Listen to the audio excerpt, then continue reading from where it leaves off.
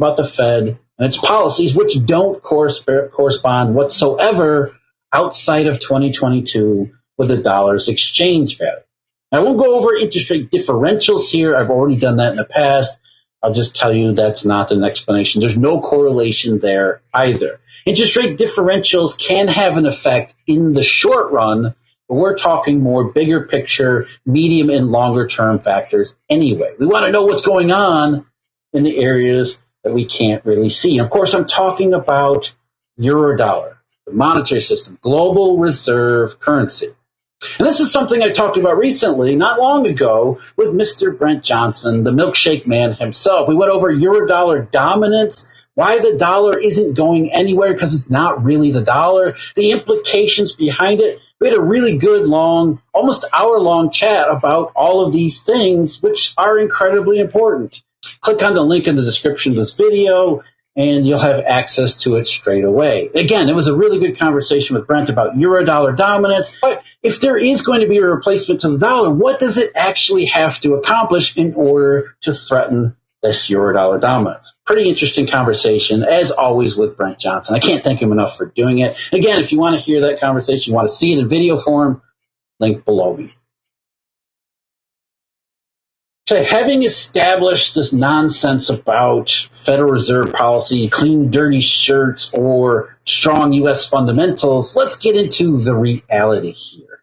And you don't have to take my word for these things, although all you really got to do is put together these charts, which you can do on your own. But let's use some mainstream sources. How about the Bank for International Settlements, the central banker's central bank? We're going to start out with a little bit of a complicated topic called covered interest parity. All you have to know about that is simply that covered interest parity means that we shouldn't see big gaps between, say, interest rates in the marketplace or other these fundamental anomalies that we run across all throughout these Eurodollar investigations.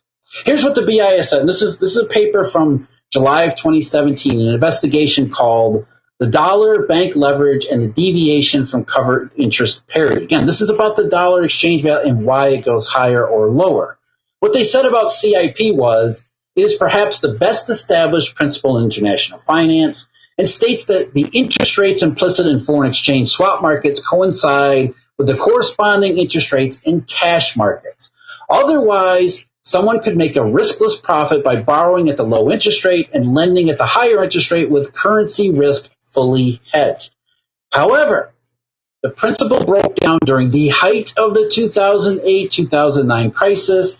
After the great monetary, not financial crisis, CIP deviations have persisted and have become more significant recently, especially since the middle of 2014. Basically, what they're saying is, starting with Eurodollar number one, we see these breakdowns in CIP, which shouldn't happen. We see them repeatedly in what I call Eurodollar cycles, because it's not just about interest rate differentials between cash rates and foreign exchange. There are other breakdowns that we talk about all the time, and they match up and they line up. So what does a breakdown in covered interest parity actually mean? Let's go back to the BIS. However, in textbooks, there are no banks. In practice, though, such arbitrage typically entails borrowing and lending through banks, and the competitive assumption is violated due to balance sheet constraints that place limits on the size of the exposures that can be taken on by banks. Even for non-banks, their ability to exploit arbitrage opportunities rely on banks to provide leverage. Hence, if deviations from CIP persist, it is because banks do not or cannot exploit such opportunities. Where have you heard that before? Dealer balance sheet constraints that lead to obvious signs of something being amiss in the financial system. In this case, something that is not supposed to happen. Something that economists have said should never happen. And that's a breakdown in covered interest parity. But as even the BIS was recognizing in 2017, and they have in subsequent follow-ups along the way, deviations in covered interest parity have become more frequent, in fact, all too common, and they also associate themselves during these discrete periods with often very simple, very easy, very incredibly important to understand signals, such as, back to the paper, A stronger dollar goes hand in hand with bigger deviations from CIP and contractions of cross-border bank lending in dollars. Differential sensitivity of CIP deviations to the strength of the dollar can explain cross-sectional variations in CIP arbitrage profits. Underpinning the triangle is the role of the dollar as proxy for the shadow price of bank leverage. Breakdowns in dealer bank balance sheet capacity ends up impairing cross-border dollar funding activities, cross-border shadow price of leverage, shadow price of money. They're talking about the Eurodollar system and how the Eurodollar system, which is incredibly bank-centric, as I went over in the recent video on the dollar short versus dollar shortage, the Eurodollar is all about the banks. So when we see these breakdowns in covered interest parity, that is a definitive sign something is wrong in dealer banks. And if something is wrong with dealer banks, that's going to be a monetary problem, as it was certainly in 2008, but it has been repeatedly in the 15 years afterwards. It's going to be a problem in the financial system, higher volatility, illiquidity, and it's going to eventually lead to issues in the real economy. And as the BIS notes here, it isn't that difficult to see how these breakdowns in CIP also correspond with a strong US dollar. We can see these Eurodollar cycles, these periods when CIP deviation happens, when we know dealers are experiencing balance sheet constraints and distress, become risk averse. There's a whole separate topic about why they become balance sheet constrained. It's not regulations. It's not the Fed. But essentially, we see these Eurodollar cycles, as I've mentioned in that recent video. You can correlate them with any number of signals. Again, the dollar exchange value with something like the cross-currency basis becoming more negative. That's a pretty obvious one, though there was less of a correlation. There's still one, but less of one, say, in 2018. But still, as they were talking about the deviation and covered interest parity, that's a pretty easy one to start with. One that I like and I use all the time, another esoteric indication, as George Gambon likes to call them, interest rate swap spreads. Look at interest rate swap spreads, in particular the longer dated ones, like the 30-year maturity. They are pretty well correlated. The swap spreads are pretty well correlated with the US dollar exchange value. So what you see here is that swaps are a little bit lagging to the dollar exchange value, which is not unexpected because of how balance sheet mechanics work. But again, 2008, 2009, the ups and downs are pretty well synchronized. 2011 into early 2012, again, there's a good correlation there. There's a little bit of a deviation in 2013 because the dollar doesn't fall as swap spreads are compressing at that particular point in time. But then they're correlated again in 2014 and 2016 through Eurodollar number 3. And there was a very solid correlation, if again lagged by a few months, 2018, 2019, and 2020. And then again, another solid correlation, if again lagged a little bit, 2021, 22, and 23 before LIBOR converted to SOFR. So not showing the SOFR spreads here. But what are swap spreads? They are another indication of exactly what the BIS was talking about, dealer balance sheet constraints. So another piece of evidence solidly corresponding with the behavior of the dollar's exchange value. It has nothing to do with the Fed, it has everything to do with the monetary system. Well, let's do one more that I think really drives home the points that we're trying to make here. The fundamentals that are not just about these esoteric, abstract concepts in the Eurodollar system, they're also about easy to understand economic concepts. I'm talking about the yield curve spreads, not nominal yields, but yield spreads, like the 2-year, 10-year spread. Now, most people understand when you see the 2-year, 10-year spread invert, that doesn't mean anything good.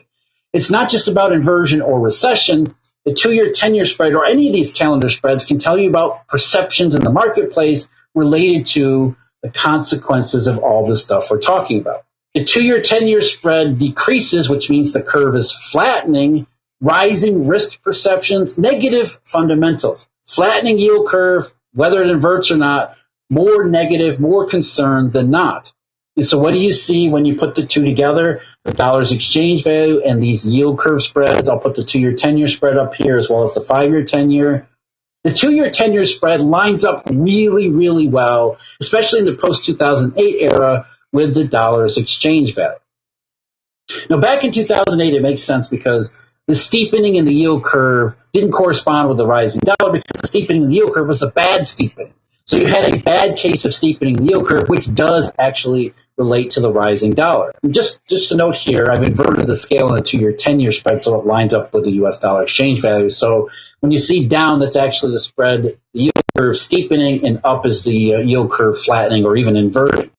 But again, 2008, you had an inverse correlation. It wasn't really inverse. It was inverse in the mechanics of the yield curve, but it was bad steepening, which corresponded with a rapidly rising dollar, which is not a good sign. But then look at the rest of it. 2009, 2010, 2011, 2012, really solid correlations there. Not perfect, not exact, but more than good enough to really establish the fundamental process that we're talking about here. 2013, again, the dollar doesn't fall like it should have given interest rate swap spreads or these spreads that we're seeing here. But then 2014 to 2016, flattening yield curve. At the same time, you see the dollar exchange value go way up. Negative signs in both of those related to the monetary system, dealer constraints, perceptions, all of that. 2017, there's a bit of a lag there where in globally synchronized growth, the yield curve continued to flatten. Globally synchronized growth, the dollar was going down in exchange value, even though the yield curve at that time was flattening. But the dollar caught up in 2018 by going higher while the yield curve was still flattening and heading on its way to inverting in 2019. And then as you can see, 2022, 2023, fast forward to this side of the pandemic, isn't the Fed's aggressive rate hikes, it's the rapid flattening and a deep inversion in the yield curve that corresponds best with the behavior of the dollar exchange value. We're not talking about the dollar and its relationship to other currencies, its exchange value. We're talking about what is an incredibly useful, easy signal that tells you a lot about what's happening in the shadows. The shadow price of leverage, as the BIS called it. In other words, when there's distress in the monetary system that you can't otherwise see unless you follow all these esoteric indications, you want a simple measure of stress, the dollar's exchange value. When it goes up, and when it goes up and stays up, when it's not going down, that means there are problems going on. There's a breakdown in the monetary system circulation, more higher potential for deflationary money. That's what balance sheet constraints are all about. And there are going to be financial and economic consequences around the world for that. It's not about the Fed. It's not about strong U.S. fundamentals. It's all about euro dollar. One of those esoteric signals that is so often misunderstood, that's Eurodollar futures, rest in peace. I went over what they told us are money curves in general. That's at the link below me. As always, I thank you for joining me. Check out the Christmas sale if you haven't already, eurodollar.university. Huge thanks to Eurodollar University members and subscribers. Until next time, everyone have a Merry Christmas and a Happy New Year.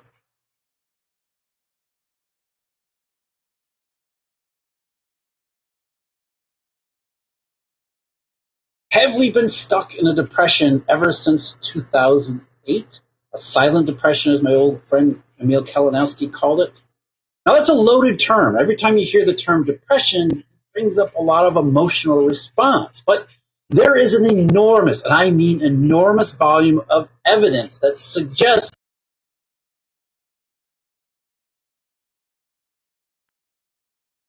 suffering a depression going back to August 9th of 2007.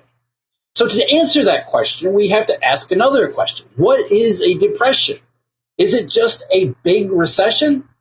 To get an answer, to start piecing together our answer, let's go back to the big one, the last one, the Great Depression of the 1930s. We're going to pick it up there in 1936 with a fellow by the name of Alf. Now, Alf wasn't just some 80s sitcom star. He was actually the Republican nominee to run for president against FDR. And in July 1936, in accepting the Republican nomination, Alf observed the following. The world has tried to conquer this depression by different methods. None of them has been fully successful.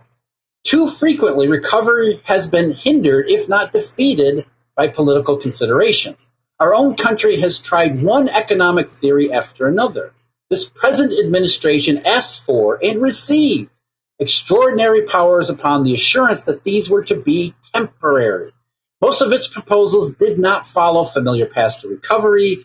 We knew they were being undertaken hastily and with little deliberation. This sounds so familiar. But because these measures were supposed to be temporary, because everybody hoped they would prove successful, and because the people wanted the administration to have a fair trial, Congress and the country united in support of its efforts at the outset. And they would remain united, unfortunately for Mr. Landon, in 1936 as FDR won a landslide second term. And he did so because in 1936, though everything that Mr. Landon had just said was absolutely true and everyone knew it, the economy was still on the upswing and people were willing to give it some more time to see if maybe some of this New Deal stuff would actually work. But then along came 1937 and another depression